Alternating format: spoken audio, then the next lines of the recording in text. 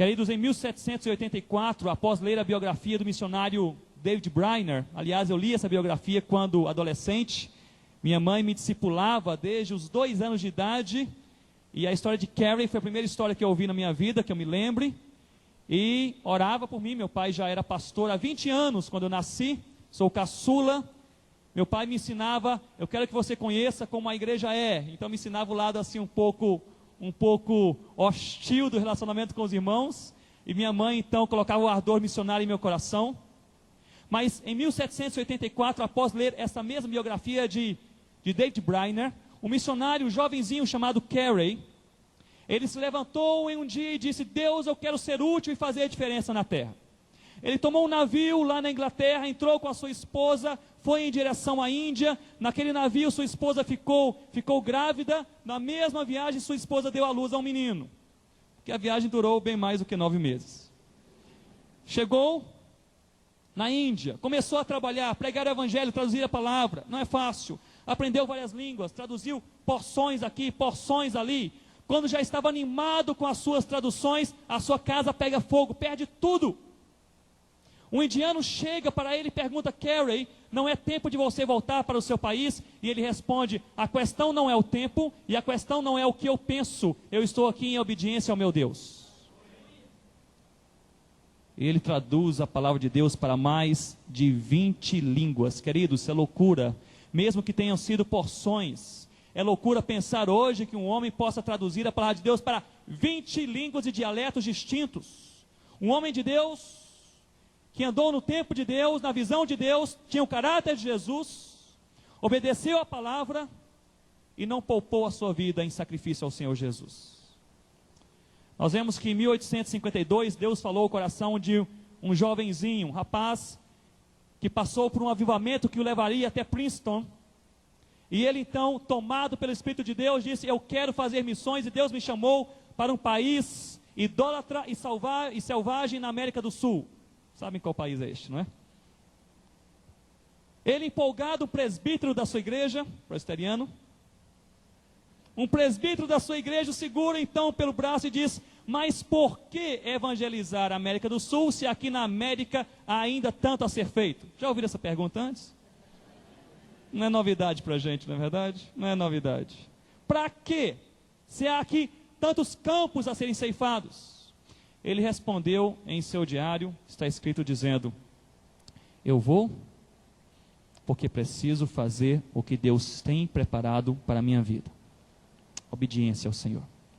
Ele chegou até o Brasil, Simonton, no dia 12 de agosto de 1859. E aqui então ele plantou a Igreja Presbiteriana do Brasil, da qual muitos aqui são fruto.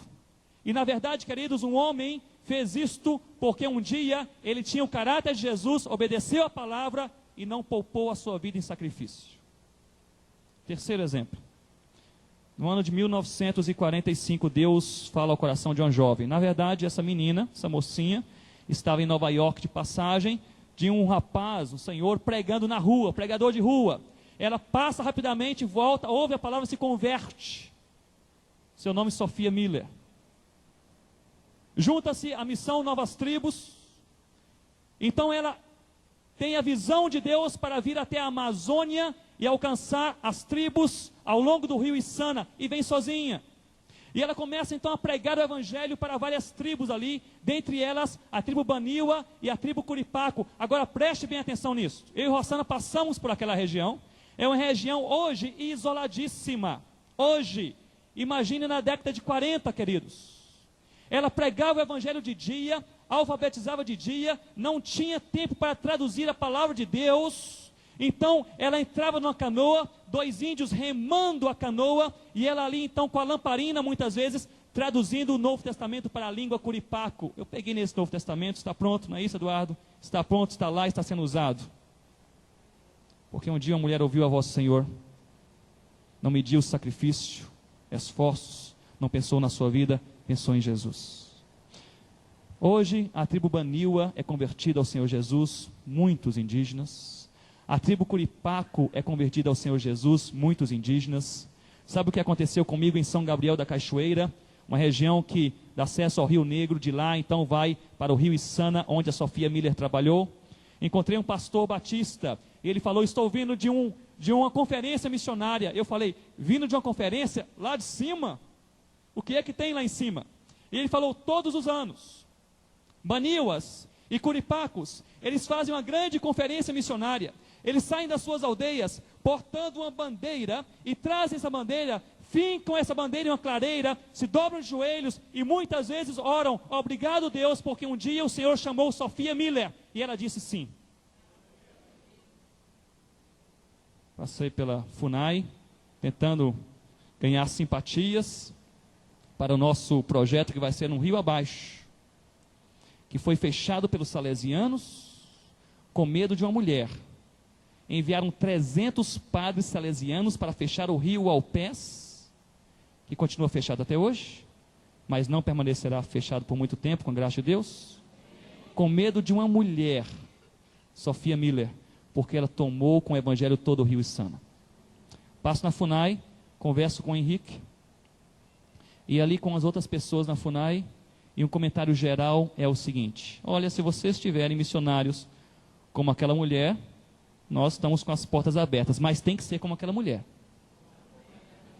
Tem que ser como ela. Vocês sabem por que eu estou falando tudo isso? O que na verdade Carey, Simonton e Sofia Miller tinham em comum?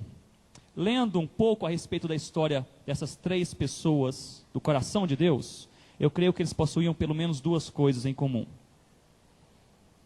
A primeira era uma visão apaixonante do Senhor Jesus e um desejo em seus corações de fazerem diferença na terra, custe o que custar.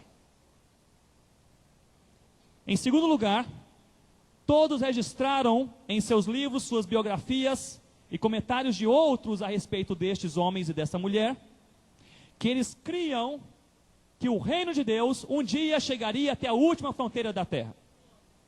Se Carey, ele cria nisso, Simonton também, e Sofia Miller também, e eu faço parte dessa igreja, eu lhes digo uma coisa em nome de Jesus: eu creio que o evangelho de Jesus vai chegar no reino de Deus até a última fronteira entre todos os povos da terra, e eu quero fazer parte desse movimento para a glória de Deus.